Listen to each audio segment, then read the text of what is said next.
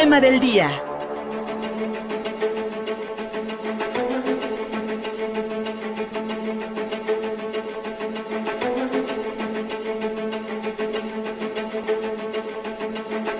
Este 9 de marzo nos congratula mucho recibir las reflexiones de la doctora Beatriz Martínez Carreño del Observatorio Metropolitano de Puebla. La economía y las mujeres en esta continuación de la conmemoración del Día Internacional por sus Derechos, después de este 8 de marzo, y hoy para hablar del papel de la economía en la economía, pues mi querida doctora, de más de la mitad de la población mexicana que la compone el género femenino, y que pues lamentablemente siempre en condiciones de desigualdad históricas que se reflejan salarios y por ejemplo para aquellas mujeres que se dedican al trabajo doméstico que no reciben, decíamos hace rato, no reciben ningún premio, sino a veces muchísima violencia. Doctora, bienvenida, muy buenos días. ¿Cómo estás, Luis Fuer? Muy buenos días por este espacio. Hemos escuchado una serie de cuestiones. Antier, hace muchos años se decía que éramos prófugas del metate, sigamos siendo prófugas del metate, claro, a las mujeres que no se ceñían a esos conceptos en otros momentos. Claro, es el tema del día, es el tema de ayer, es el tema de la semana y es el tema de la cotidianidad, ver tantas cuestiones que suceden en nuestro entorno. Pero fíjate, justo para ahondar, para redondear, para tomar mejores decisiones, para conocer mejor nuestra realidad, el Instituto Mexicano para la Competitividad hace un ejercicio muy interesante y en términos de datos le llama con lupa de género. ¿Cuál es el objetivo del trabajo que hace el IMCO? Identificar y medir las barreras que enfrentamos las mujeres para entrar, permanecer y crecer en la economía remunerada, como bien lo dices. La participación de las mujeres en México es baja porque mientras 7 de cada 10 hombres participan en la economía, solamente 4 de cada 10 mujeres lo hacemos. Nuestro país, por ejemplo, tiene una tasa de participación económica femenina del 43.6%. Eso quiere decir que estamos abajo del promedio mundial, que es alrededor del 48%. En México, por ejemplo, la tasa de participación económica de las mujeres ha oscilado entre 40 y 45% en los últimos 17 años. Y si bien el empleo femenino se encuentra en un nivel similar al del periodo prepandemia, las condiciones del empleo remunerado no son óptimas. Y una vez más, Luis Fer, se está evidenciando que la pandemia dificulta las cosas, pero dificulta las cosas y las acciones aún más para las mujeres. También hace un análisis en prospectiva para el 2030. Comenta el mismo IMCO, que el PIB de México podría ser 15 veces o 15% mayor que el Producto Interno Bruto del 2020 si el gobierno y el sector primario implementan acciones para sumar a 8.2 millones de personas en la economía. Incluso platicamos que hoy con la implementación de tantas cuestiones en términos de paridad, pues siempre hemos sido paritarios en términos demográficos. Normalmente estamos entre el 51, 50, 49% de nuestra representación en términos demográficos. Entonces tampoco es una casualidad. Sin embargo, las mujeres enfrentamos distintas barreras para integrarnos y permanecer en la economía remunerada. Uno de ellos es la repartición poco equitativa, como bien lo dijiste, de las tareas domésticas y de los cuidados, ya que se reduce el tiempo que tenemos disponible para la actividad laboral. Y en este sentido, bueno, el confinamiento derivó en una mayor demanda de este tipo de tareas, incluso yo creo en visibilizarlas para todos los integrantes de la familia. En el caso, por ejemplo, de los hombres o particularmente la paternidad, este análisis mostró que en México no hay este tipo de licencias pagadas por el Estado. Es decir, la ley otorga a los padres trabajadores permisos por 5 días con un salario completo por el nacimiento del bebé. Yo me imagino todos los días, años, meses, semanas subsecuentes que requiere también el acompañamiento de un padre, ¿no? Claro, de manera integral para la economía del cuidado. Y a su vez, se midió la capacidad de los estados, que se mide a través de 18 indicadores para atraer, retener y aprovechar el talento de las mujeres. Por supuesto que el mayor desafío de las entidades está en generar incentivos para crear empleos de calidad, mejorar las condiciones laborales para las mujeres, mayores ingresos, una mayor participación, por supuesto, en puestos de liderazgo, una mayor cobertura de cuidados, una política de flexibilidad que nos permita ser compatibles en las responsabilidades que estamos asumiendo.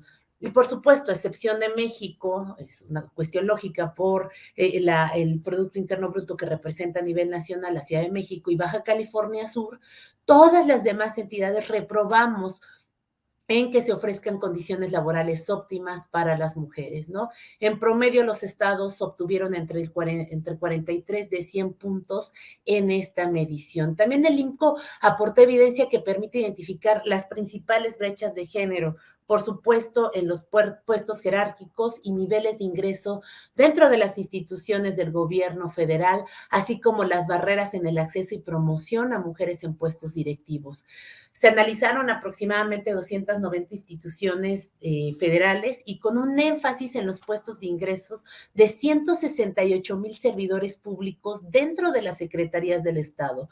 Y bueno, concluyeron que la presencia de las mujeres al interior de estas disminuye conforme se eleva el puesto y el nivel de ingresos, ¿no? También hay un mayor número de mujeres que deciden emprender algún tipo de negocio, ¿no? Y el INCO contribuyó a la mejora del entendimiento de este fenómeno de emprendedurismo al realizar un análisis de las características sociodemográficas de las mujeres que estamos emprendiendo e identificaron las principales barreras. Primero es que se les impide dar un salto a la formalidad y consolidar un negocio, y los datos muestran que en México el 26% de las trabajadoras son emprendedoras. De este porcentaje, el 82% se encuentra en la informalidad. En ese sentido, los datos evidencian la realidad. Los datos duelen, Luis Fer, pero la realidad aún más. Por eso mi reconocimiento a los seres humanos, ¿no? No solo hombres, no solo mujeres, sino a todos los seres humanos que están contribuyendo, que están construyendo el mundo peor. Seamos más empáticos con esta realidad. Y bueno, algunos datos que también pueden sobresalir es que en promedio las mujeres tenemos alrededor de 40 años, dedicamos más de 50 horas a las tareas domésticas y si trabajamos en promedio 8 horas diarias, las que estamos o tenemos la oportunidad de estar en el trabajo formal, pues no nos van a salir las cuentas en estas 90 horas, ¿no? Que tendríamos que tener o deberían estar disponibles para poder hacer otras cuestiones como incluso nuestro cuidado personal, ¿no? Cuidar nuestro hogar, cuidar a los nuestros, trabajar, contribuir a la sociedad, cambiar esta realidad. Entonces, la tarea, insisto, y yo soy partidaria de ello, reconozco las luchas, no estaremos aquí, las luchas de distintos ámbitos, pero también platicando sobre datos desde la investigación, como profesoras, como buenas hijas, como buenos ciudadanos, podemos contribuir a esta sociedad. Esa pequeña suma que podemos hacer cada uno, de verdad que nos va a permitir este cambio que tanto deseamos. Mi querida doctora Beatriz Martínez, datos que a lo mejor duelen, pero que nos sirven mucho para hacer una evaluación sobre cómo estamos funcionando como sociedad. Hay dos datos que me tocan, de alguna u otra forma me conmueven, porque el hecho de que el Instituto Mexicano de la Competitividad tenga previsto que si sumamos a estos 8 millones de mexicanas y mexicanos a la economía, crecería nuestro Producto Interno Bruto en tal proporción, me parece que estamos perdiendo una oportunidad de oro. Y además de poder, como sociedad, no dejar solas a las mujeres en crianza, ¿con qué? Con buenas escuelas, buen servicio médico, buen transporte público, escuelas de tiempo completo para sus hijos, con comedores escolares, en fin. ¿Qué tanto podríamos hacer como sociedad para realmente equilibrar las condiciones dentro de nuestras familias, dentro de nuestras comunidades, para que este 50% más uno de la población mexicana tenga esas condiciones de igualdad y no esté no solamente trabajando el doble o el triple, alcanzar puestos de dirección, alcanzar puestos de gobierno incluso, pero además aquellas mujeres trabajadoras que tengan la certeza de que su vida también está asegurada y que no corren peligro cada vez que van de su casa a su trabajo.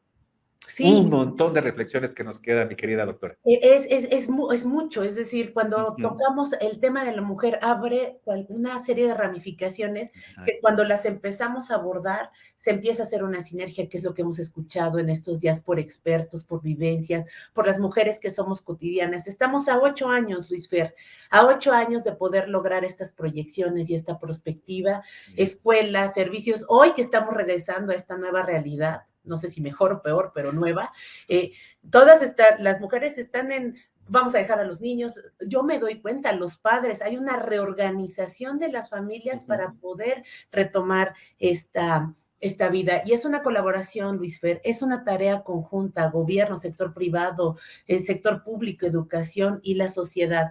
Y siempre, insisto, hacer lo que nos corresponde. Mientras eso suceda, Luis Fer, de verdad, las cosas no, las cosas serán más fáciles y las podremos cambiar mucho más rápido. Doctora Beatriz Martínez Carreño, muchísimas gracias por estas reflexiones para este 8 y 9 de marzo y los derechos de las mujeres.